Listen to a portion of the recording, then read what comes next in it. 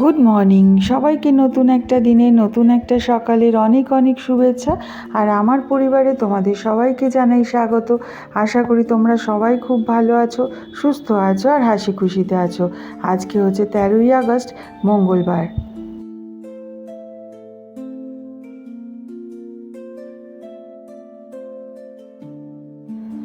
আর আজকের সকালের ওয়েদারটা দেখে একদম মনে হচ্ছে কি পুজো যে দোরগোড়ায় এসে গেছে, একদম বোঝা যাচ্ছে। তবে এই রোদ যে দেখতে পাচ্ছি, পর মুহূর্তেই যে মেঘ এসে যায় কোথা থেকে বুঝতেই পারি না। আজকে অনেক দিন পর তোমাদের সাথে আমার গাছগুলো শেয়ার করছি। মাধবীলতাটা দেখো 2-3বার একদম মরে গেছিলো, এমন মরে গেছিলো মনে হচ্ছিলো ফেলেই দিতে হবে। সেই গাছগুলোকে বাঁচিয়ে আমার মুখার্জি মশাই আমার জন্য বাঁচিয়েছে, আর তাতে এত ফুল হয়েছে না, কি যে খুশি লাগে।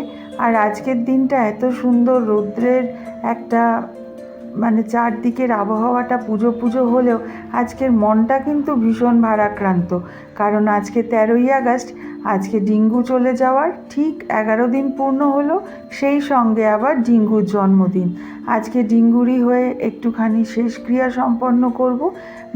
কি করব, ওর জন্যই, ওর যাতে আত্মার শান্তি কামনা হয় সেই জন্য করব। আর ওর জন্মদিনটা প্রত্যেক বছর ওকে স্পেশাল খাওয়ানো হতো, ওকে নিয়ে মজা করানো হতো। কুকুর হলে কী হবে, ও আমাদের বাড়িতে এত আনন্দ দিয়েছে ধারণার বাইরে। আর হ্যাঁ, তোমরা হয়তো ভাবছো যে আমি 13 তারিখের ব্লগ এত দেরিতে কেনই দিলাম। কারণ পরপর এই কটা দিন যে এত ভয়ঙ্কর কাটবে, সেই মানসিকভাবে আর প্রস্তুতি হতে পারিনি জানো। সারাক্ষণ মনের মধ্যে ভিড় হচ্ছিল যে আমাদের বাড়ি থেকে যখন ডিঙ্গু বিনা কারণে, বিনা অসুস্থতায় হাসতা খেলতে চলে গেল, আমরা মানতেই পারছি না। আমি খালি ভাবি যে এত জলজান্ত একটা প্রাণ, একটা ডাক্তার, তার প্রাণটা এই যে নৃশংসভাবে কারা নিয়ে গেল। তারা কি মানুষের মতনই দেখতে, না অসুরের মতন দেখতে? আগে যেরকম আমরা ছবিতে যদি আঁকতাম বা কল্পনায় পুরাণে যদি দেখতাম, অসুর মানে তাদের লম্বা লম্বা দাঁত, ভয়ঙ্কর দেখতে। এখন এই নরখাদকগুলো কীরকম দেখতে গো, বুঝতেই পারি না। এই যে মানসিক এত ভেঙে পড়েছিলাম, যার জন্য আমি অসুস্থই হয়ে পড়েছিলাম, তাই কোনো ব্লগ বানাতে পারিনি। আজকে ডিঙ্গুকে একটু তার শয়ন যেখানে শায়িত করেছি সেখানে ফুল দিয়ে দিলাম, রোজই দিই ধূপ দ্বীপ দিয়ে। আর এত সুন্দর একটা দৃশ্য দেখতে পেলাম। আস্তে আস্তে এই যে গাছগুলোতে প্রজাপতিগুলো ঘুরে বেড়ায়, কী মিষ্টি যে দেখতে লাগে না। চলো আজকে তোমাদের একটা জিনিস দেখাই। আমাদের লেবু গাছে কতগুলো লেবু হয়েছে দেখো। আগে কিন্তু এই লেবু গাছটাতে এত ভালো লেবু হচ্ছিল না, কিন্তু আমি পেঁয়াজের খোসা, কলার খোসা, রসুনের খোসা ভিজিয়ে রেখে যেই জলটা দিচ্ছিলাম, তারপর থেকে এত লেবু হচ্ছে। আর লেবুগুলো ছোট ছোট হলো। এটা দেখো কেনা লেবু, এত বড়, খেয়েও শান্তি নেই, মনে হয় যেন ওষুধ দেওয়া বা কেমিক্যালস দেওয়া। আর আমাদের গাছে তো কোনো কেমিক্যালসই দেওয়া নেই, মনে হয় একদম খেয়েও শান্তি, আলাদা একটা অনুভূতি। ওই শুধু পেঁয়াজের খোসা ভেজানো জল দিয়েছি। এবার তিতুন ঘুম থেকে উঠলো। এখন অনেকটাই বেলা, তিতুন আসলে একটু রাত করে শোয় তো। ওর যত নিজের কাজকর্ম সমস্ত রাতে করতেই ভালোবাসে, তাই সকালবেলায় ঘুম থেকে একটু দেরিতেই ঘুম থেকে ওঠে। আজকে আবার ওর কলেজ নেই।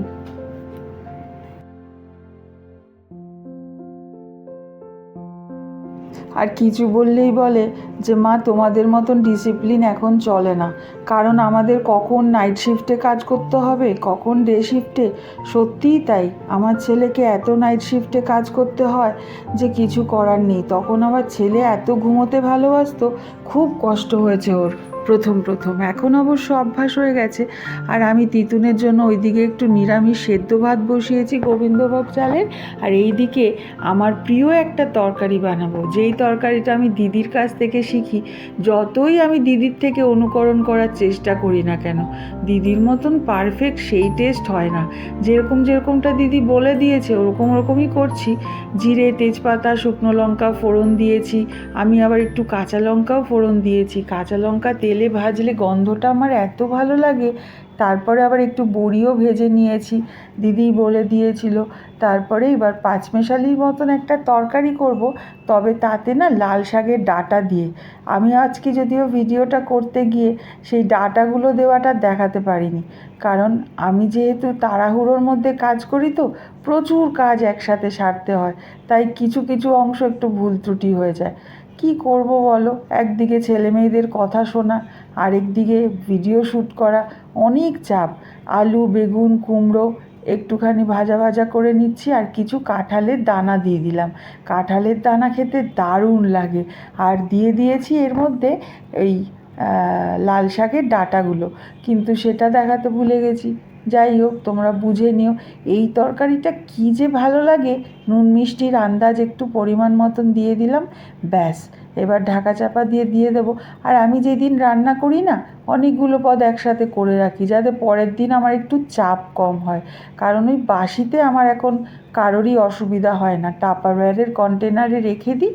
আর লাল শাক বানিয়েছিলাম, সব রান্না তো আর তোমাদের সাথে শেয়ার করতে পারলাম না, কারণ 11 মিনিট বা 10 মিনিটে কী আর দেখাবো।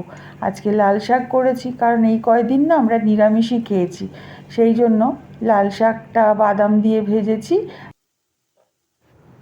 দুপুরের আমাদের রান্না শেষ। আর আজকের লাঞ্চ মেনুতে করেছিলাম উচ্ছে আলু সেদ্ধ, আমার ভীষণ প্রিয় খাবার, একটু কাঁকরোলের পুর, লাল শাক কাসন্দি দিয়ে, আর ছানার ডালনা ফ্রিজে ছিল। আজকে দুপুরের এই খাওয়া দাওয়া, লাঞ্চ কমপ্লিট করে এবার চলে এসেছি রান্নাঘরে, কারণ আজকে প্রচুর কাজ করতে হবে। একটু ভাতের আয়োজন করেছি রাস্তার পথকুকুরদের খাওয়াবো বলে। ডিঙ্গুর আজকে তো বললামই 11 দিন কমপ্লিট হবে। আর এই দেখো, চিকেন সেদ্ধ করে রেখেছি পেঁপে দিয়ে আর একটু হলুদ দিয়ে। আর এইদিকে এসে তো আর ইচ্ছে করবে না, তাই আটা মেখে রেখেছি, আলু ভাজা, বেগুন ভাজা করে রেখেছি। আর ক্যামেরাম্যান হয়েছে কে? তিতুন। তিতুনই জিজ্ঞাসা করছে যে কি করলে মা, কি আয়োজন করছো? তাই ওকেই দেখাচ্ছি যে এসে আমাদের মনও খারাপ থাকবে, তাই জন্য আমরা একটু রেডি করে রেখেছি সমস্ত, যাতে রুটিটা করে নিতে পারি। আর ওইদিকে প্রেশার কুকারে আমি করেছি চিকেনটা করেছি, যে আমার সাথে যাবে যাদেরকে, তাদের বাড়িতে 3-4 জন রয়েছে, তাদেরকে একটু চিকেন ভাত পাঠিয়ে দেবো। তারা একটু চিকেন ভাত করবে, খাবে, কারণ কি ওরাই আমাকে সব সময় হেল্প করে। এই যে অরূপ, আর অরূপের বউ চলে এসেছে, রিক্সা দাদাও চলে এসছে, ওদের বাড়িতেই পাঠিয়ে দেবো। কারণ ডিঙ্গুকে যখন শয়ন করানো হয়েছে, তখন ওরা এত যত্ন করে করেছে, ধারণার বাইরে। আমার সাঙ্গপাঙ্গ নিয়ে চললাম, ঋষি, মানা, তিতুন আর মুখার্জি মশাই সবেমাত্র অফিস থেকে ফিরে রেস্ট করছে। আশেপাশেই এত কুকুর পেয়ে গেছি, খুব বেশি দূর যেতে হয়নি আমাদের, প্রায় আধা ঘন্টা, 1.25 ঘন্টার মধ্যেই এই হাঁড়িটা কমপ্লিট হয়ে গেছে। একদিনই খাওয়াতে পারলাম, কাশ আমি রোজ খাওয়াতে পারতাম, এটাই আমার মনে হচ্ছিল। যাই হোক, আজকের দিনে সবাইকে খাওয়ালাম। আর ডিঙ্গুর আত্মার শান্তি কামনা করি। 5-6 বছরের জন্য আমার কাছে ছিল, প্রচুর আনন্দ দিয়ে গেছে, কোনো দিন ভুলতে পারবো না ডিঙ্গুকে। ও যেখানেই থাকুক, ভালো থাকুক। আর আমাদের সমাজটা একটু পাল্টাক, একটু মানুষ যেন একটু মানুষের মতন ক্রিয়াকলাপ করে, এই বলেই আজকের ব্লগটা শেষ করি। কিছু বলার নেই, মনটা খুবই ভারাক্রান্ত। চলো, এদের মধ্যেও খারাপ কুকুর, ভালো কুকুর আছে, দেখো কেমন ঝগড়া শুরু করলো। আর আরেকটা কুকুর কি সুন্দর লেজ নেড়ে খাচ্ছে। সবার মধ্যেই আছে ভালো খারাপ। যাই হোক, ভালোদের সংখ্যাই যেন বেশি হয়, খারাপরা যেন দমন হয়ে যায় ভালোদের কাছে, এই কামনাই করি।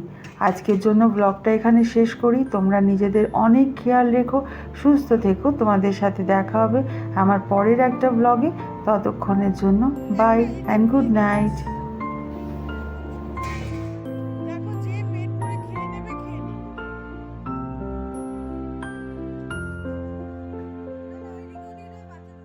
বাচ্চাটাকে একটু দিয়ে দাও, হ্যাঁ বাচ্চাটা ভয় পাচ্ছে তখন।